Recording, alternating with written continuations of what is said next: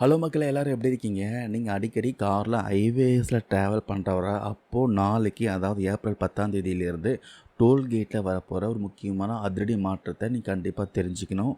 இந்த புது ரூல்ஸ் தெரிஞ்சிக்காம நீங்க பாட்டுக்கு வண்டிய எடுத்துட்டு ஹைவேஸ்ல போனா, கண்டிப்பா டோல்கேட்ல ஒரு பெரிய பிரச்சனைய சந்திக்க வேண்டியிருக்கும்.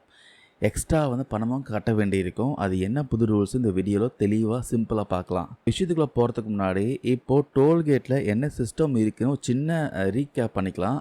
பொதுவாக ஹைவேஸில் போகிறப்போ அந்த சாலையை மெயின்டைன் பண்ணுறதுக்காக நம்மக்கிட்ட சுங்க கட்டணம் வசூலிப்பாங்க. கொஞ்சம் வருஷத்துக்கு முன்னாடி வரைக்கும் நேரில் காசு கொடுத்துட்டு இருந்தோம். இப்போது 90% பேர் பார்த்தீங்கன்னா ஃபாஸ்டேக் முறைக்கு மாறிட்டோம்.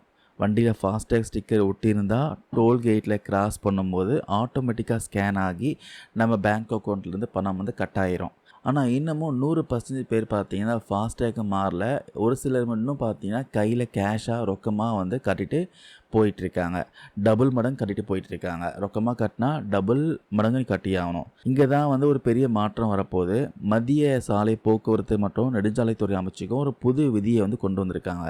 ஏப்ரல் 10ஆம் தேதியிலிருந்து அதாவது நாளையிலிருந்து எந்த சுங்கச்சாவடியிலும் நீங்கள் ரொக்க பணம் கொடுத்து பணம் செலுத்தவே முடியாது. டோல்கேட்டில் நடக்கிற எல்லா பண பரிவர்த்தனைகளும் இனிமேல் 100% பார்த்தீங்கன்னா டிஜிட்டலாக அல்லது ஃபாஸ்டேக் மூலமாக தான் அல்லது யூபிஐ மூலமாக தான் கட்டணும் அப்படின்னு கரெக்டாக சொல்லிட்டாங்க.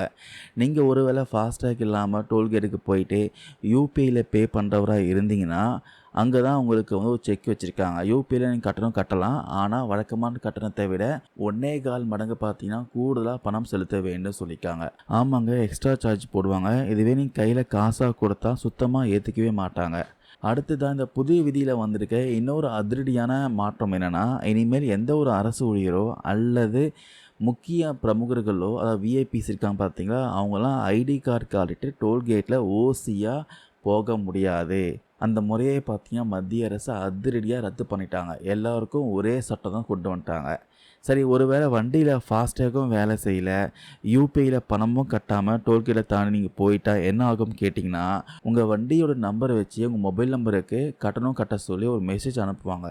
அந்த மெசேஜ் 72 மணி நேரத்துக்குள்ளே நீங்கள் அந்த தொகையை கட்டியே ஆகணும். அந்த 72 மணி நேரத்துக்குள்ளே நீங்கள் பணத்தை கட்டலைன்னா என்ன ஆகும்னு கேட்டிங்கன்னா, நீங்கள் கட்ட வேண்டிய டோல் கட்டணம் அப்படியே பார்த்தீங்கன்னா டபுள் ஆயிரும். 2 மடங்கு பார்த்தீங்கன்னா அபராதம் செலுத்த வேண்டியிருக்கும்.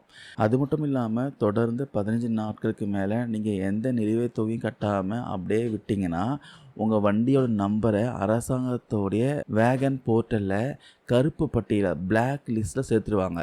வண்டி பிளாக் லிஸ்ட்டில் ஆக்கிட்டாங்கன்னா அப்புறம் நீங்கள் வண்டியை விற்கவோ இல்லை எஃப்சி பண்ணவோ இல்லை வேறு எந்த ஆர்டிஓ வேலைகளோ நீங்கள் பண்ணவே முடியாது. பெரிய சிக்கலை போய் மாட்டிப்பீங்க. சுருக்கமாக சொல்லணும்னா மக்களே, வண்டியில் ஃபாஸ்டேக் வச்சுருக்கவங்க அதில் பேலன்ஸ் இருக்கான்னு செக் பண்ணிவிட்டு ட்ராவல் பண்ணுங்கள். இல்லைனா ஜிபேலையாச்சும் கரெக்டாக பே பண்ணிடுவீங்க. கேஷாக கொடுத்தா எடுத்துக்க மாட்டாங்க. சப்போஸ் நீங்கள் பே பண்ணாமல் விட்டிங்கன்னா உங்கள் வண்டியை ஃப்யூச்சரில் யூஸ் பண்ணவே முடியாத நிலைமைக்கு தள்ளப்படுவீங்க. சரி, நீங்கள் சொல்லுங்கள் மக்களே, இந்த யூபிஐக்கு 1.25% பார்த்தீங்கன்னா எக்ஸ்ட்ரா சார்ஜ் பண்ணுறாங்க. அதுக்கப்புறம் இந்த விஐபி கல்ச்சரை ரத்து செஞ்சது சரியான முடிவு தானா? உங்களுடைய கருத்துக்கள் மறக்காமல் கீழே கமெண்ட்ஸில் பதிவு பண்ணுங்கள். இந்த வீடியோ ஷேர் பண்ண தகவல் எல்லாருக்கும் யூஸ்ஃபுல்லாக இருக்கும் நம்புகிறோம். தேங்க்யூ நண்பா, நண்பீஸ்.